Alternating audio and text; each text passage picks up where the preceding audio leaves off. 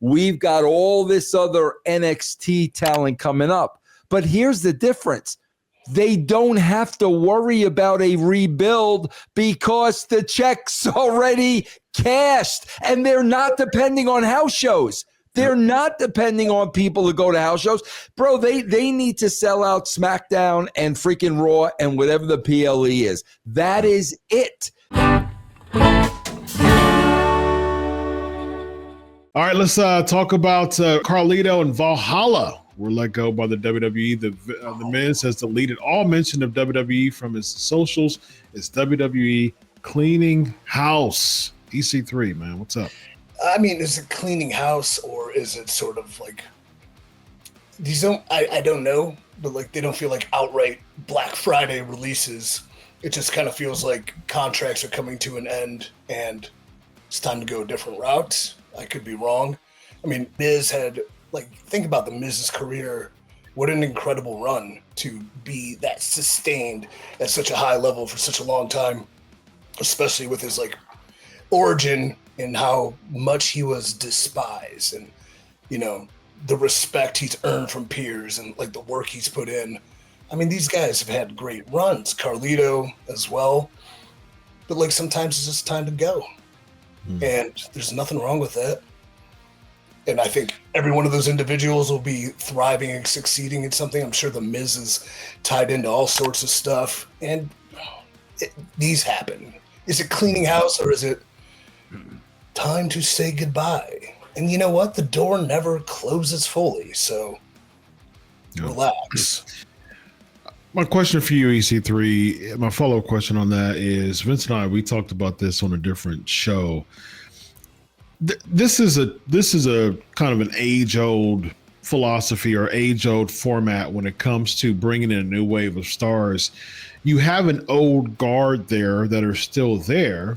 They still have some cachet, but at the same time they're being utilized to, you know, promote and to bump up, you know, the new wave. I mean, you can see that with Sting and Flair. You can see that with Bruno and Zbyszko. You can see that with Shawn Michaels and Austin. You know what I mean? So we see that with, I mean, Brock and Rock even. You know, so it's like we see an old guard that's there, and how am I going to be utilized to push this new wave? Even from a Roman Reigns perspective, you know, Taker, he lost to Roman Reigns at WrestleMania. So they still have those that's still that philosophy. Why isn't that the same philosophy in this Triple H regime? It's just, let's release the old guard and somehow just push this new wave without them gaining some equity as far as just storyline and creative perspective. I think some of the greatest stories told in wrestling are always the proverbial torch bearers, right? Like, I don't, and it feels like you mentioned, you know, Taker and Roman, but it was kind of like not the perfect send off, and it seemed to kind of end with the Triple H Undertaker feud, and you know, their end of an era kind of thing. Yeah, 28. Who's going over on the way out? Like Taker, maybe a year or two prior, putting somebody over in like a high level, meaningful feud with a banger match. Yep. Has more. Vince McMahon, I believe, had a theory, which I didn't agree with, but what do I know? But it always seemed like the guy who puts somebody over is putting, it's not about the guy who he put over, but who beats the guy that got put over, which I think was the theory between the Brock and Undertaker streak end. Well, it's not about who beat Taker, it's about the guy who beat Taker. And I'm like, all right, well, whatever. But I think there's a lot to be said about great stories being told, and like a Miz having an antagonist heir apparent coming up and on chomping at his heels, and if he's leaving, does a favor on the way out. If Miz is going out, let me ask you this real quick, Vince. If Miz is going out, why couldn't you use someone like an Austin Theory to send him off? Well, the same thing we talked about, Carmelo Hayes retiring. Chris, let me answer your question. because we talk about this all the time, guy. Everything we talk about makes all the sense in the world.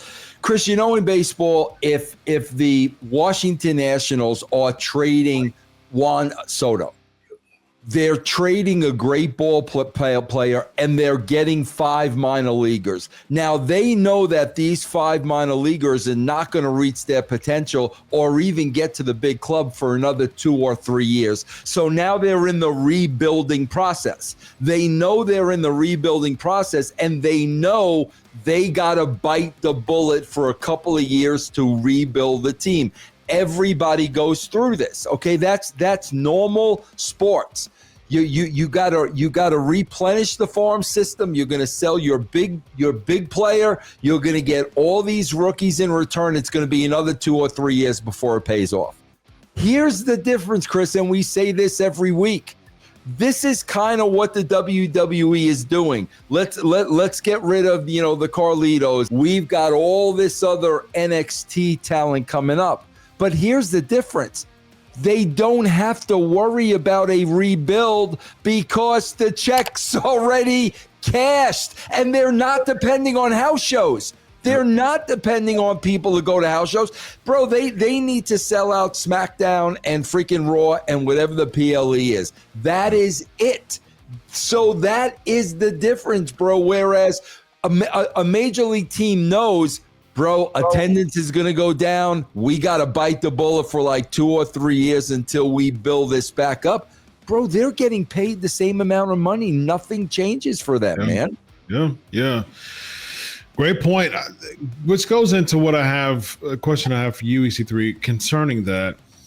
So with the lack of house shows, these people aren't getting reps, man. They're not getting reps. They're not getting live reps. There's a difference between, practicing to reach that, MLB game or the NBA game versus really the only time you get a chance to really perfect your craft is during the live game. And so it's just like, man, where's your reps? And as someone who's put his reps in for many, many years in indie shows across the country, how is that philosophy? Why is that philosophy so different now that you got these people cashing their checks without putting reps in and having unfortunate promos like Lyra Valkyra 2 weeks in a row versus someone who's put their reps in the indies for years before they get that WWE spot, so they're more confident in their craft? Yeah.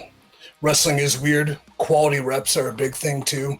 So for the aspiring independent wrestlers, especially the people I'm bringing up, I kind of tell them, pick and choose the ones that you're going to get better at, as opposed in like live your life, because you're not making money wrestling. Like, you're making money wrestling, but you need something to live.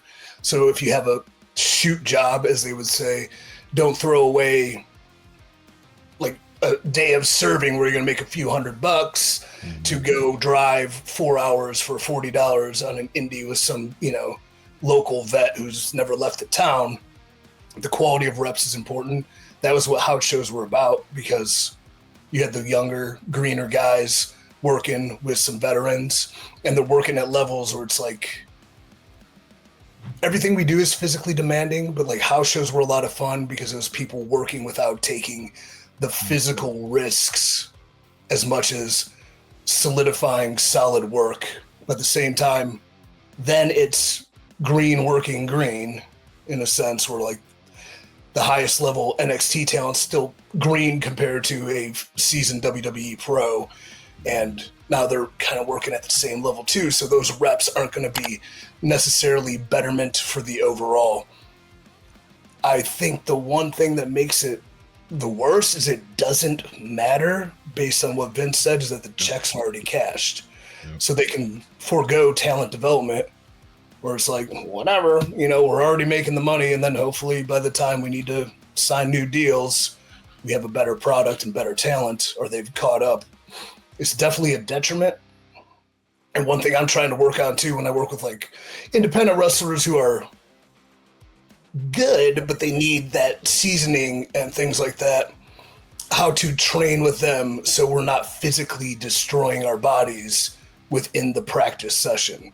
Whereas like you go train on indies and things like that. What's a practice? We're rolling, we're bumping, blow up drills, like taking a lot of bumps, as opposed to how can we break this down into what you need to know, walk through it, apply it, understand it, where we're not running the risk of like, I'm going to tax my bump card. And this is a big thing we had in developmental. Like we were taking a lot of bumps for not no reason, but like we know how to fall down. But when you're signed in a system, you're obligated to be training, and then training just hasn't caught up to where it's more than just the physical aspect as opposed to the building of what really matters, characters, storytelling, depth, all the stuff that we all want to see that is totally foregone. So we're in a vicious cycle. End scene. Yeah. Vince, you had something to say about that? Yeah, don't forget too, bro. Like, we're talking about, not us. I mean, EC3 is a performer. You're talking about reps at house shows. Bro, we're not even talking about the car rides. Yeah. Because do you think back in the day when these guys were in the car for 4 hours, you don't think they were bouncing promos off of each other? Bro, yeah. I know they were. I know Austin and Rock, it was 24/7 because as soon as they saw me, bro, they would bounce it off of me. And I knew traveling on the road, these guys constantly getting the approval from each other. So it's not just the reps at the house show. It's hours and hours and hours that you would be practicing.